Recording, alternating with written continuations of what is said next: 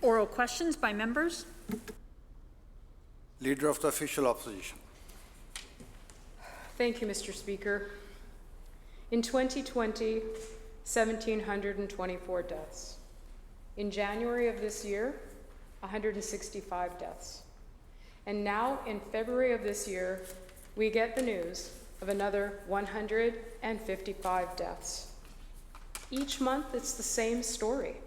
A new record, another heartbreaking milestone reached in a deadly health crisis. The government's response in the chamber and beyond remains the same every month.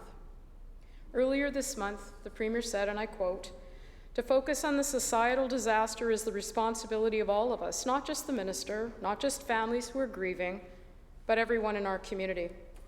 So perhaps the Premier can get up today and tell us what specific steps he is taking to ensure that next month, and the month after that, and the month after that, we are not having the same conversation. Premier of British Columbia. Thank you, Honourable Speaker, and I thank the Leader of the Opposition for her question and the spirit with which it was offered. And I agree, and I know all members of this House agree, that the persistent opioid crisis has affected families in every corner of British Columbia. Unacceptably high numbers have been exacerbated by the global pandemic. We've not been able to have people gathering and congregating, so more and more users are finding themselves alone and isolated and not having someone at their side when they most desperately need it. So as we see public health orders relieved over the next number of months, I think we're going to see a positive outcome when it comes to the unacceptably high opioid deaths. But there's a whole host of other initiatives we can and have been working on, and I'll inventory some of them for the member. Firstly, of course, we want to make sure that simple possession is not a crime. We all understand, I think we all agree, we can debate the edges on these questions, but ultimately, if someone has an addiction challenge, they are a patient, not a criminal. And we need to make sure we just disaggregate those who are preying on vulnerable populations for criminal intent and those that are just trying to get by riddled with an addiction. So we're putting resources into treatment. We're putting resources, and the member and I will be talking more about that after question period. But we're putting money into resources, we're putting money into housing. We're trying to build up the capacity within communities, large and small, to address these challenges in a compassionate way, not in a crime-fighting way, which had been the approach, as all of us know, for many decades prior to the turn of the century. And it's only now that I think many communities are coming to terms with the fact that a four pillars approach does involve enforcement, but it involves also making sure that harm reduction is in place, making sure that the services that people need are there, and most importantly, treatment. And I'm hopeful that as the questions continue through this question period, that we all burrow down and get to that focus that we're going to need to make new investments in communities while we grapple with COVID, to come through this stronger than we went into it, and making sure that all of us redouble our efforts as individual legislators and as people, as part of communities, that we're doing what we can to reduce stigma and focus directly on the challenges these people face. Leader of the Official Opposition on supplemental. Thank you, Mr. Speaker. I appreciate the answer from the Premier. The loss of 155 lives in February represents a 107% increase over the same month in 2020. This is a situation that continues to get worse. It's taking people from all age groups and economic situations, and nearly 60% of the deaths are occurring in private residences. Earlier this month, the Premier said, and I quote, "If we keep our shoulder to the wheel, keep focused on that, and have respectful dialogue as we've done today on this important issue, we will make progress, the progress that all of us demand, not just now, but in the future." End quote. Well, the numbers paint a tragic picture, and we're not making progress. Can the Premier tell us specifically whether his delayed budget will include a significant increase in badly needed resources for mental health and addiction services? Premier. Thank you, Honourable Speaker. And I have to take a step back to fully answer the member's question. We did see a significant decline in opioid deaths in 2018-2019 as a result of a concerted effort by frontline workers, first responders, the availability of naloxone, the ability for us to work in congregate settings to make sure that people were getting the care that they needed. with the advent of COVID-19, those congregate settings no longer were available to people, and we saw more and more people isolating, as I said in my first response. But we've also seen an increase in the toxicity of the drug supply because the borders have been slammed shut, and that means that those that are preying on the vulnerable are using more toxins to spread their supply out and do damage to human beings. And that is beyond reprehensible, but it is a challenge that we've tried to address, working through public safety to make sure law enforcement has the tools they need to continue to stamp out the flow of toxins into the supply, and also working with the federal government to make sure that we can have initiatives, and the Minister of Mental Health and Addiction has been at the vanguard on this, to make sure that we do have safe supply and safe alternatives for people using street drugs that can help them through their challenging times so we can get them into treatment, as all of us want to do. But it is a multi-pronged approach, and as I fully agree with the member, and this is, we all get this, the numbers are going up because we cannot congregate together as we did in the past, because we cannot regulate the drug supply. There are initiatives underway. We need leadership from both orders of government and from communities. As the member full knows, and I look at the regional distribution of my colleagues across the way, this is not a downtown Vancouver issue, it's a BC issue. And that's the first order of business, that we all go back to our communities, me in suburban rural Victoria, and the member, leader of the opposition, to her community in Prince George, and talk about this as not someone else's problem, it's our problem. It's our brothers, our sisters, our mums, our dads. It's people who find, through no fault of their own, addicted to an insidious substance that requires intervention, medical intervention, not criminal intervention. Member for Surrey White Rock. Thank you, Mr. Speaker. Yesterday, the minister said it was a disservice to question the closing of much-needed services. Today, we sadly see why we are asking those questions when we see the closure of services in Penticton, Keremeos, and Vancouver. Young people are struggling with mental health and addictions. 2 Victoria teens who needed services desperately, and I think we can all agree, were let down by the system. Met with the Premier and the Minister of Mental Health and Addictions, and this is what they had to say. They say, reach out, but where? And to who? And how? Because you can't. You really can't. It's a great phrase to say, but unless there's stuff actually in place to support people reaching out, it's empty promises. So my question is to the Premier. We need less words and more action. Will this Premier put forward a budget that actually supports people with mental health and addictions? Premier. Thank you, Honourable Speaker. And we do need actions, but we also need words, because we need to talk about this openly and candidly, not just in this legislature, but in our schools, in our healthcare settings, so that Emma and Ella, the 2 young women who I had the good fortune of engaging with a week or so ago, had received what they characterized as positive, affirming services when they were youth, but when they aged out and became adults, the situation changed. That was news to me, and of course the minister was aware of this, and she is taking steps, and I'm sure in subsequent questions she can answer directly the member's question.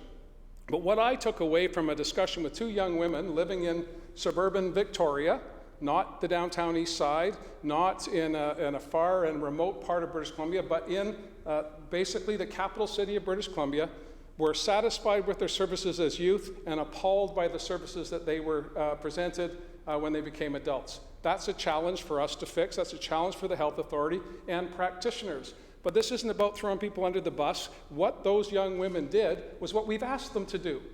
They wanted help, they asked for help, and when they went to receive it, it wasn't up to their expectation. So that means we all do better. That means practitioners have to do better. We need to make sure we're preparing young people through our K-12 system to meet the realities of an increased challenge of mental health as a result of COVID and a whole host of other challenges that modernity presents for all of us. You know, this is not leave it to Beaver anymore. This is a complex world that we're asking young people to come into with little or no expectation of how they're supposed to act, and we need to be there as adults to help steward them from their childhood into their adulthood. And when it comes to addressing mental health issues, I believe we put some $3 billion into mental health services through our health authorities across the province, and if we need to do more, we will do more, because this is the challenge of our times. It's not just the addiction challenges that the Leader of the Opposition raised, but it is mental health for young people, regular people walking down the street that need help, and they need compassion, not stigma. Member for Surrey White Rock on supplemental. Thank you, Mr. Speaker, and thank you to the Premier for the response. And the Premier rightly issued a challenge to all of us today when we go back into our communities and advocate for the support we need. I just don't know how we do that when we're seeing what we're seeing in something like Penticton. We need to be focused on the present. Here's a quote: "The province should provide more comprehensive and wraparound services to youth using drugs and their families, particularly in their communities."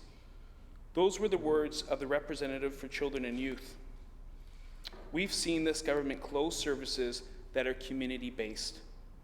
It's the wrong approach, and this government knows it. We need more services, not fewer, to the point the Premier just previously made. So for the Premier, as we see these numbers grow tragically, will he commit today to putting the resources that British Columbians need and deserve for mental health and addictions? Minister of Mental Health and Addictions. Thank you, Mr. Speaker, and thank you to the member for the question.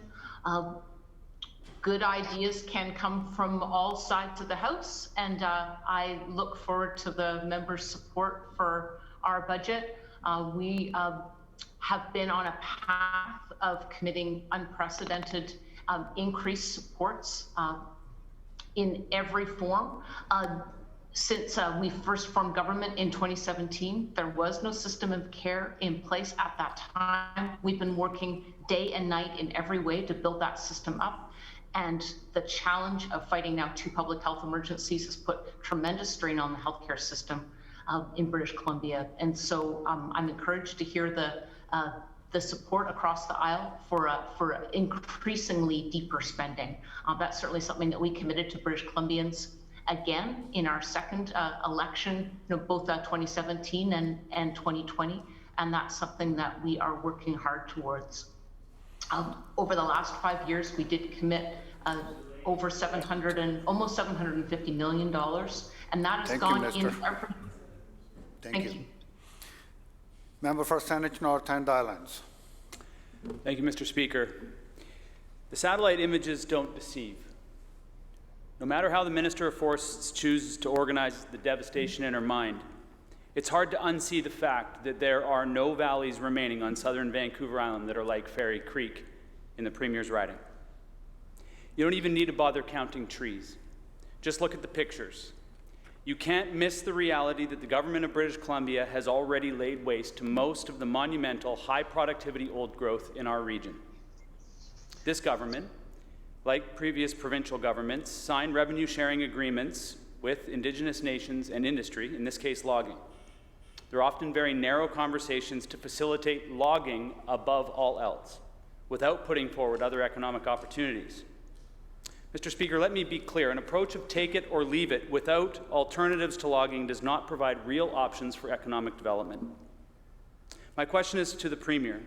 Will he direct the Ministers of Indigenous Relations and Reconciliation, Finance, and Forests to develop a package for our relatives in Pachita that includes conservation financing and a buyback of the cut blocks in order to provide real options to save Fairy Creek? Minister of Forest, Lands and Natural Resource Operations. Thank you, Mr. Speaker, and I thank the member for the question. And the member needs to know that we are dedicated to bringing in a fundamental shift in forestry, to make sure that we are working with Indigenous nations and to make sure that we are protecting and preserving forests for people today and for years to come. And we're going to do this important work while supporting forest workers and communities. And I know that the member has expressed concerns in the past, and I will agree with him in that for too long, communities did not have a say in how their forests were managed. For too long, the people in the region did not have a say, and definitely Indigenous nations did not have a say. So we are taking a different approach. You know, we were the first province in Canada to bring in the Declaration on the Rights of Indigenous Peoples that all people in the House sat and supported. You know, this legislation creates a path forward that respects the rights of Indigenous peoples. And we are committed to working forward on this path and committed to working with nations and ensuring that we can all move forward to ensure that we have a sustainable, well-managed forest industry for years to come in this province. Member for Saanich North and Islands on supplemental. Thank you, Mr. Speaker. And let's be clear, the Declaration on the Rights of Indigenous Peoples isn't an endpoint. It's a path that we're walking on today, and that Fairy Creek watershed is the very definition of the high-risk ecosystem that the Old Growth Strategic Review Panel, recommendation number 6, called for immediate deferral while an old growth strategy is developed. The Union of BC Indian Chiefs is calling on this government to provide critical funding needed to fulfill its obligations to Indigenous people to implement the recommendations of that old growth panel. They say, and I quote, "The current landscape of old growth logging has been exacerbated over years by successive BC governments working to commercialize all old growth timber and foster an economic dependence on old growth logging in First Nations communities. They have achieved this by arranging agreements for revenue sharing, employment, joint ventures, and 10 years for old growth timber in contentious areas for First Nations who face limited economic opportunities as a result of years of colonialism and racism. Tomorrow, the courts will hear an injunction request by Teal Jones to remove blockades from Fairy Creek and gain access to logging in this valley. My question again is to the Premier. Will he direct his ministers to develop a package for our relatives in Pacheedaht that includes conservation financing and a buyback of the cut blocks in order to provide real options to save Fairy Creek? Minister of Forests and Land. Thank you, Mr. Speaker. And we are moving forward with the report that the member has referenced. We already took that first step where we discussed and engaged with Indigenous nations to ensure that we could defer 9 areas across the province to defer old growth forests right across the province. And we recognize that the number one recommendation in the report was to engage in government-to-government basis with Indigenous nations. And we are moving forward to do that, to ensure that we have those discussions with the nations. And we are starting to do those discussions, but reminding the member that it is critically important that we have those discussions, that we have the time to do it, but that we also make sure that we are having those discussions with industry, with the working people, with the communities that are affected, as the member has mentioned. But I want to make it clear that the Gorley and Merkel, the reports, the recommendations that they brought forward, it's said to make sure that we have that discussion with Indigenous nations. It's critically important we do that, and we are committed. We are committed to doing that. Member for Kootenay East. Thank you, Mr. Speaker. As per my 2-minute statement today, communities along the eastern BC border have been forced to travel long distances to Vancouver for healthcare needs instead of what has been historically received treatment in nearby Alberta. 6 mountain passes, 1,000 kilometers, make a 12-hour trip into 14 or more hours in the winter, sometimes impossible due to mountain pass closures and dangerous winter driving conditions that can happen in a moment's notice. For example, in my riding, an 8-year-old child with reoccurring epileptic seizures, as well as a family needing neonatal care for 14 weeks, was forced to travel 12 hours to travel to Vancouver in the middle of winter, instead of 3 hours to Calgary. These trips are costly, unsafe, and stressful for families. So to the Premier, what has the Premier done to ensure families can get urgent care in Alberta when it is the closest and safest place to go? Minister of Health. Well, Honourable Speaker, the member will note, because we've talked about this on a number of occasions, that we work closely with the Alberta government to ensure that care is provided. The reality is that wait times in many clinical areas, the majority of clinical areas, are less in BC than they are in Alberta. And that's a challenge, of course, for our friends in Alberta as well, although the member will agree with me that we appreciate the ongoing work of the government of Alberta to accommodate, especially emergency BC patients, and to work with us to try and solve these problems. So we're in regular contact with them. This is not a technical issue, Honourable Speaker. We have done, I think, an excellent job, or the Interior Health Authority has done, in providing services, but we clearly have to continue to do this work with the government of Alberta, and we will. Their decisions they make about their health system are obviously have some impact on people in British Columbia and people in the Kootenays who get care. And we're going to continue to work with the government of Alberta to help resolve some of the concerns that the member has with respect to local issues while we continue to improve wait times for services in British Columbia. Member for Kootenay East on supplemental.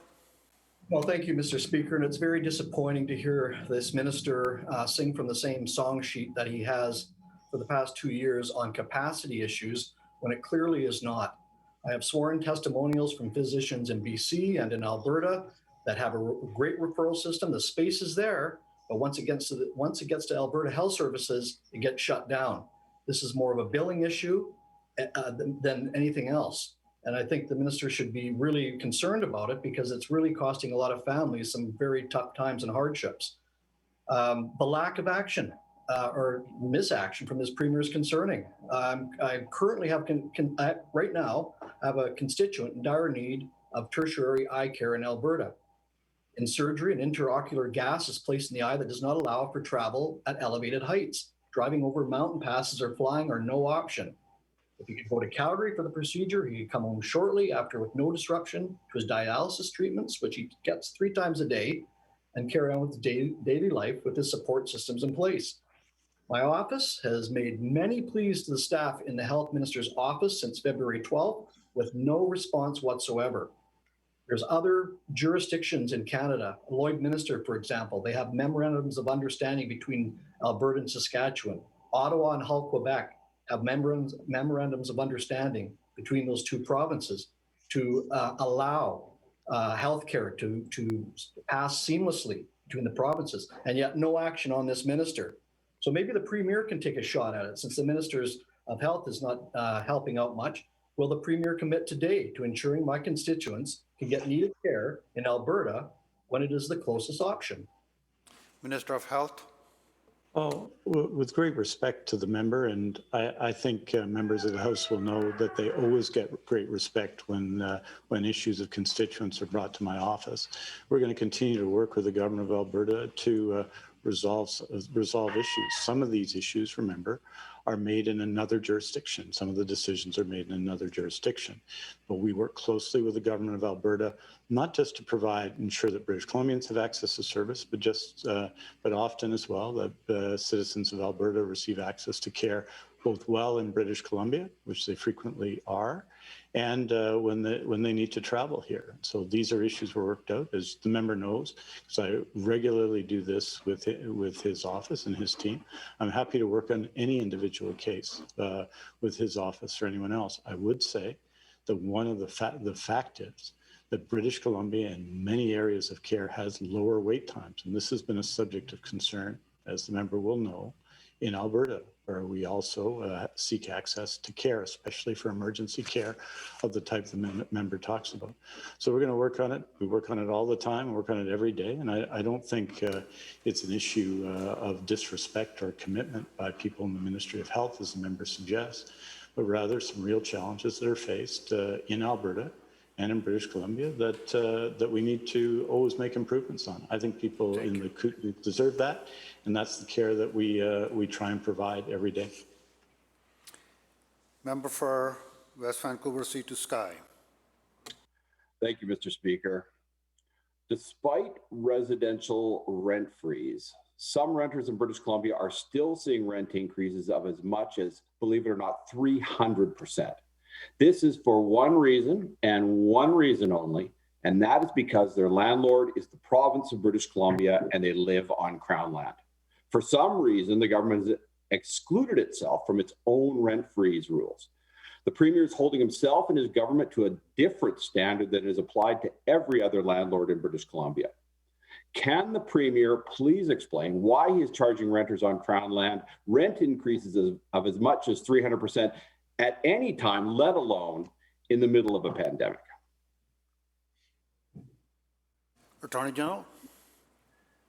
Thank you very much, Mr. Speaker. Obviously, our government is incredibly proud of our to protect and support renters and also to recognize the important role that landlords play in providing housing. The issue the member raises is an interesting one. I'm not familiar with it. I look forward to speaking to him about it. And I'll point out to him, our commitment is really clear.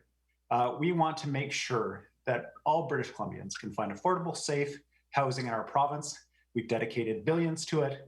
We passed legislation around it, sometimes over the objection of the members across the way, including around rent evictions. But this doesn't have to be partisan, and I'm thrilled to hear the member bring forward a question about how we ensure affordability for people. And I look forward to working with him about it. I look forward to hearing more. Thanks. Member for West Vancouver, Sea to Sky, supplemental. Thank you, Mr. Speaker. And that is good to hear. Although we have been corresponding with the FLNR for 2 years now on this particular issue. But clearly, and we understand that there is yet another review underway that has been going on for some 4 or 5 years now in the FLNR.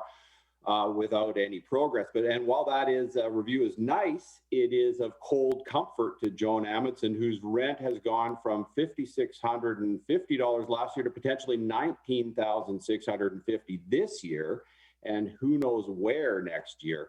This rent increase is unconscionable and frankly would be illegal if government didn't have its own set of rules for being a landlord. Will the Premier cancel this 300% rent hike and change the rules so the government must play by the same rules as every other landlord in British Columbia? Minister of Forests. Well, I thank the member for the question, and I ask him that, I'd advise him to please, reach out to me and we can discuss this further. It's an issue of people who live on Crown lands, and they are the assessment is being done to ensure that they are charged a rent based on the assessment. As we know, assessments are going up across the province in some areas, and I believe in the member zone area they're going up there, and there's a formula that's used, and I know the ministry is looking into this and seeing what we can do, and I appreciate the member raising it. Thank you. Member for Nechako Lakes.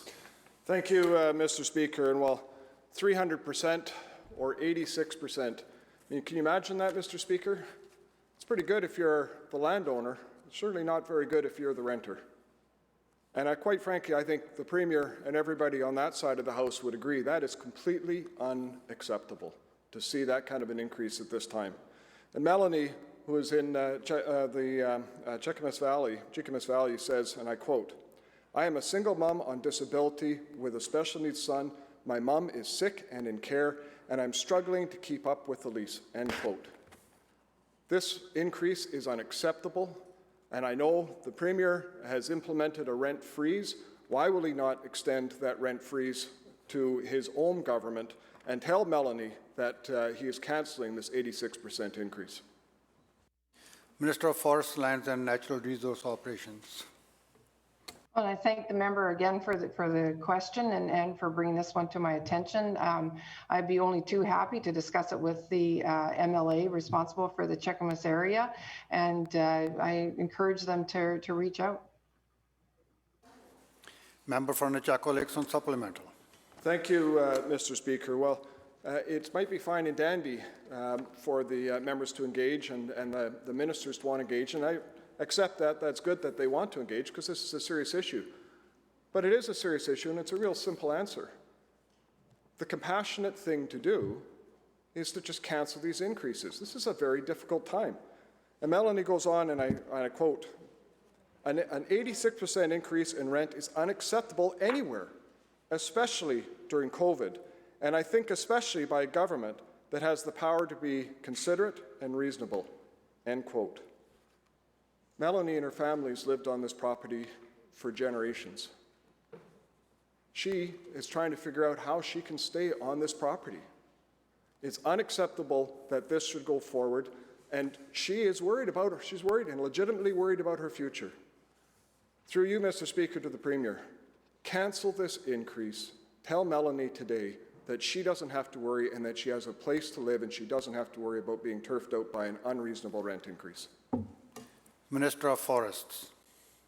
Thank you, Mr. Speaker. I'll say that the ministry is looking at this. This is a policy that was brought in place under the previous government, the previous Liberal government, just to clarify, and that it's done with the Assessment BC, and Assessment BC looks at the price of property around the area and makes those adjustments based on that. We are looking into it, as I said, and I would be only too happy to discuss it with the MLA responsible for the the constituents who are raising the issues. Thank you. The bell ends question period.